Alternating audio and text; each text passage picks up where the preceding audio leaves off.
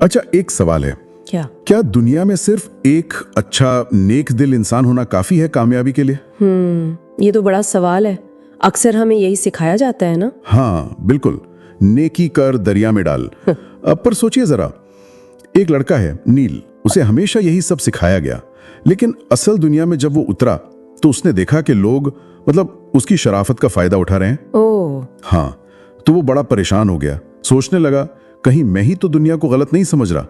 और मुझे लगता है कई बार हम सब ने ऐसा महसूस किया होगा, जब सही काम करने पर भी हमें नजरअंदाज कर दिया गया। सही बात है, ऐसा होता है। तो आज हम इसी उलझन पर थोड़ी गहराई से बात करेंगे, और इसके लिए हम मदद लेंगे मैकियावेली के विचारों की, खासकर उनकी जो किताब है द प्रिंस, उससे निकले सबकों की। हाँ, और यहाँ एक बहुत साफ करना जरूरी है, हम कोई तिकड़म या क्या कहते हैं धोखेबाजी सीखने की बात नहीं कर रहे हैं। नहीं, बिल्कुल नहीं। मकसद है ये समझना कि ये दुनिया थोड़ी जटिल है, तो इसमें अपनी अच्छाई को बचाए रखते हुए आगे कैसे बढ़ना है। हाँ, क्योंकि जैसा हमारे स्रोत बताते हैं, इंसान अक्सर अपने फायदे के लिए सोचता है, और सिर्फ अच्छे इरादे रखना वो शायद काफी नहीं होता।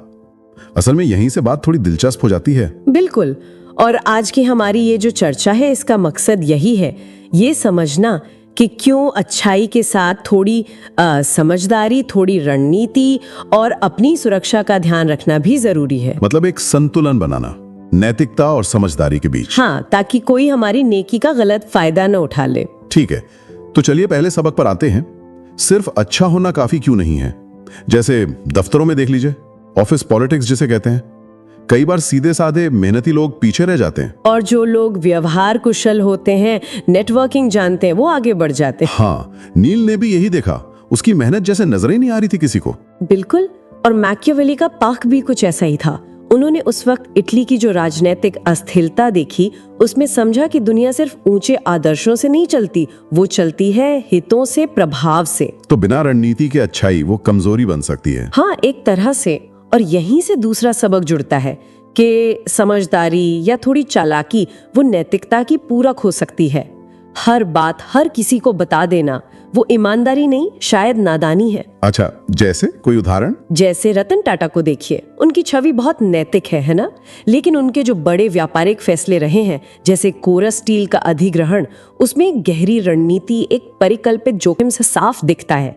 वो नैतिक भी है और चतुर रणनीतिकार भी। सही कहा। और फिर तीसरा सबक आता है कि खेल अपने हाथ में रखो, किसी और के इशारे पर नाचने वाला मोहरा मत बनो। हाँ, मतलब हालात पर नियंत्रण रखो, सिर्फ प्रतिक्रिया मत दो, प्रोएक्टिव बनो। जैसे डॉक्टर एपीजे अब्दुल कलाम कितने विनम्र इंसान थे। हाँ, बेहद विनम्र, लेकिन उनके फैसलों में एक दृढ़ता थी, एक समझ थी, कोई उन्हें हल्के में नहीं ले सकता था। तो नील ने भी धीरे धीरे ये बात समझी कि नैतिकता सिर्फ एक गुण नहीं है, ये एक ताकत भी है। ये जानना कि कब उस पर डटे रहना है और कब रणनीतिक रूप से चुप रहना शायद ज्यादा बेहतर है। और ये नियंत्रण वाली बात एक और अहम चीज से जुड़ती है। किससे? आपकी छवि से, आपकी इमेज। चौथा सबक यही है कि छवि भी एक तरह की शक्ति है। लोग आपको कैसे देखते हैं ये उतना ही मायने रखता है जितना कि आप असल में क्या है। ये तो बड़ी दिलचस्प बात है। नील के एक मेंटोर ने उसे कहा था, दुनिया वैसी नहीं है जैसी है, ये वैसी है जैसी तुम इसे दिखाते हो। हाँ, और इसका मतलब ये नहीं कि आप दिखावा करें या सतही बन जाएं। स्टीव जॉब्स को देखिए, उनके प्रोडक्ट्स तो अच्छे थे ही, पर उनका जो अंदाज था, उनकी प्रस्तुति, उनकी वो करिश्माई छवि, उसने एप्पल को कहां से कहां पहुंचा दिया। आत्मविश्वास बहुत जरूरी है। और यहीं से पांचवा सबक जुड़ता है, सूचना पर नियंत्रण रखना। अच्छा, मतलब अपनी हर योजना, अपनी हर कमजोरी सबको बता देना, ये आपको असुरक्षित बना सकता है। सोचिए, एलन मस्क जैसे लोग, वो अपने बड़े लॉन्च से पहले कितनी गोपनीयता रखते हैं। हाँ, रखते तो हैं। तो कब, क्या और कितनी जानकारी साझा करनी है, ये बहुत अहम हो जाता है। थोड़ी रहस्यमयता बनाए रखना भी जरूरी है कभी कभी। नील ने भी यही महसूस किया कि जब वो बहुत ज्यादा खुलापन दिखाता था तो लोग उसे कमजोर समझने लगते थे, लेकिन जब उसने थोड़ी गोपनीयता रखनी शुरू की तो लोग उसे ज्यादा गंभीरता से लेने लगे, एक तरह का सम्मान देने लगे। सही। अब आते हैं छठे सबक पर, दयालुता के साथ ताकत का संतुलन। मतलब सिर्फ अच्छा या प्यारा बने रहने से भी काम नहीं चलता। लोग आपको हल्के में लेने लगते हैं। मदर टेरेसा का उदाहरण सोचिए, कितनी दयालु थी। हाँ, करुणा की मूर्ति। लेकिन अपने सिद्धांतों पर वो चट्टान की तरह अडिग थी। उनमें एक दृढ़ता थी। मैकियावेली का भी यही कहना था कि एक शासक को चाहिए कि लोग उससे प्रेम करें, पर अगर प्रेम और भय दोनों एक साथ न मिल सके तो प्रेम के बजाय थोड़ा भय बेहतर है, ताकि अनुशासन बना रहे। यहाँ भय का मतलब आतंक फैलाना नहीं है। नहीं, बल्कि एक सम्मान मिश्रित डर कि आपकी सीमाओं का कोई उल्लंघन न करें। बिल्कुल, नील ने भी यही संतुलन साधा। वो दयालु रहा, पर उसने अपनी सीमाएं तय करना सीख लिया। लोग समझने लगे कि उसकी अच्छाई का फायदा नहीं उठाया जा सकता। और फिर आता है 7वां और आखिरी सबक, अपनी कहानी खुद कहना। हाँ, ये बहुत जरूरी है। दुनिया सिर्फ तथ्यों पर नहीं चलती, वो धारणाओं पर, कहानियों पर भी यकीन करती है। अच्छा, कैसे? जैसे मार्केटिंग में होता है, कभी कभी एक साधारण सा प्रोडक्ट भी एक अच्छी कहानी के दम पर हिट हो जाता है ना। तो अगर आप अपनी उपलब्धियों को, अपने नजरिए को सही ढंग से पेश नहीं करेंगे तो कोई और आपकी कहानी गढ़ेगा, शायद अपने हिसाब से। हाँ, और शायद वो कहानी आपके हक में ना हो। तो नील बदला। वो अब भी एक अच्छा इंसान था, पर वो भोला नहीं रहा। उसकी अच्छाई में अब एक आत्मविश्वास था, एक मजबूती थी।